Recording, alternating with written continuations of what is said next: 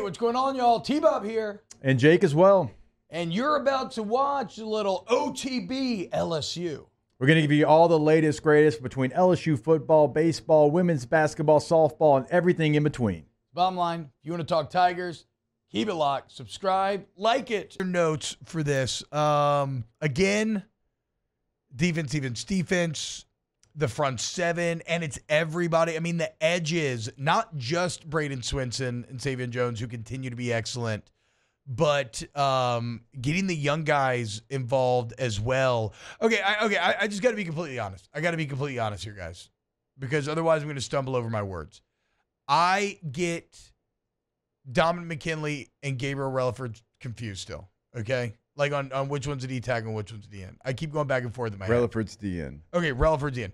Relaford and Womack, I thought, also had some really good moments. Drew a couple penalties. Yeah, Relaford's the one that got the holding call on the right tackle. Yes. Because the inside move he had. Yes. So both those guys, watching their emerge has been exciting. And then McKinley on the inside and Ahmad Bro. Like, that was the package. That they would use those two together. Like, let's put the young guys in there and just let him go fight a little bit.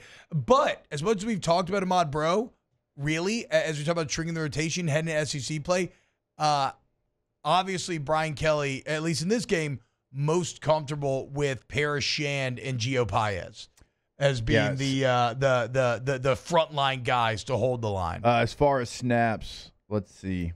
Paris Shand played 46 of the 87. Gio Paez played 46 of the 87. Ahmad Bro played 31 of the 87. Dominic McKinley played 23 of the 87. And then Suggs played 12. Yep. And Suggs had a moment too. I mean, Suggs, he's used in fits and starts. How about Savion Jones playing edge, played 75. Yeah. And he almost had a big sack moment. Jackson Hart barely gets rid of the ball, but he had big moments that kind of went under the radar. One thing, because again, everything with Ole Miss starts with stopping the run. And so I'm so proud of the entire front seven. Like I said, the interior guys muddying it up, keeping the O-linemen from free runs at the linebackers, Weeks and Penn, then making them right for doing so. But also, what's one thing that this that these edges do that isn't pass rush that I love is they do a great job of collapsing everything. And just, if it's a run, just hammering down the tackle or hammering down the pulling guard who's ever coming to get them, and again muddying up the middle. And then the thing that just keeps showing up on film, and it has every game, and it's getting better and better with more time on task, it's just the overall technique of the defense. I mean, using leverage, keeping guys extended, shedding at the correct time.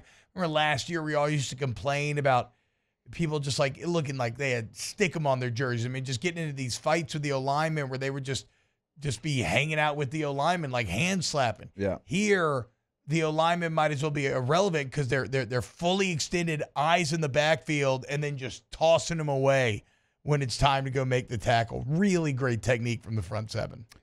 Like, especially when you talk about how young some of these players are. And even if they're not young players, there's not a lot of experience with some of these players. Yeah. And so you're looking at a defensive line, like if you throw Gabe Relaford in there, you throw Ahmad Bro in there, you throw Dominic McKinley, like that's going to be for the next, at least after this, 2 seasons. And so it's a position that really coming into the season, we talked about more than any group on this football team. And now through experience already, you've got a great young core moving forward. Yes, no, I know. And it's like really exciting to think about, actually. The entire defense for that matter. JS says our O-line's bad in the middle. Maybe one of the reasons they're not good at the run. They're not bad. They're not bad. They're really good pass blockers. Again, I don't know that you'll face another interior D-line like this the rest of the year. Maybe A&M. Is Shamar Turner healthy or not? I can't remember right now. Anyway, like maybe A&M will be one that's kind of close. You're going to run the ball better. Like I know for a fact you're going to run the ball better in some of these other SEC games. That this was a concern coming into the game, and they managed the concern well enough, in my opinion. All right, Jake, I think I've finally have kind of. The last note maybe I haven't mentioned is the 3rd and 1 J.J. Pegues run was insane. Shout out Javian Toviano because he put his head in there. He tried to hit Pegues. You know, man, you're giving up literal probably double your body weight. And Javian Toviano, I would not have been surprised if he would have exploded. Just like an episode of The Boys, just like guts and blood everywhere because that hit was massive. And then Sage Ryan came up and tried, and he got bowled over. But I like the toughness shown by those guys trying to make the tackle. There was only one way that was going to go, and it's the way that it went. I mean, poor Toviano. But you know what? He did not back down. He did not back down. We could go on for the next hour and a half if we wanted to talking about this game, but just, again, defense. The offense made plays, and you're going to get a lot of love, but the defense was the unit. They got challenged. You're going against that Ole Miss offense, one of the top offenses in the country, and you played your best game. Zay Alexander played every snap. Whit Weeks played every snap, right? Played every snap and were the 2 best players. Yeah.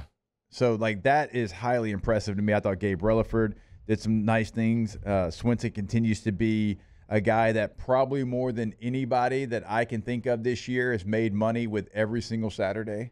Yeah, without a doubt. That's not somebody that we had as a pro coming into the season. And now, every time I talk with Jim Nagy over at the Senior Bowl, he brings him up, every time.